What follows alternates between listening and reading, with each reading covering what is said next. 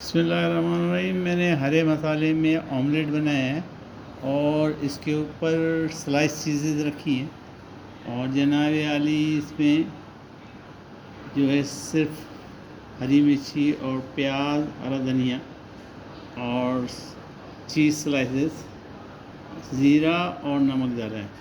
बहुत टेस्टी बनता है, खाने में बहुत मज़ा देता है। अगर आप तेज़ खाने वाले हैं तो ज़्यादा हरी मिर्चें और फीका खाने वाले हैं तो कम। और सफ़ेद चपाती घर की बनाई हुई ज़बरदस्त चपाती के साथ नोश करें। ज़बरदस्त मेरी आने वाली पोस्ट यही है और उसको मैंने कोशिश किया है कि तेल में नहीं, पानी में पकाया जाए।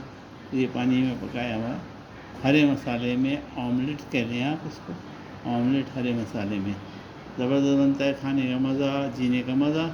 सहरी के अंदर आप बना सकते हैं और 5 से 10 मिनट के अंदर तैयार हो जाता है।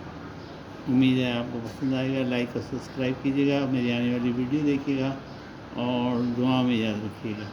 मैं आपको अल्लाह के हवाले करता हूँ। फ़ी अमानिल्लाह।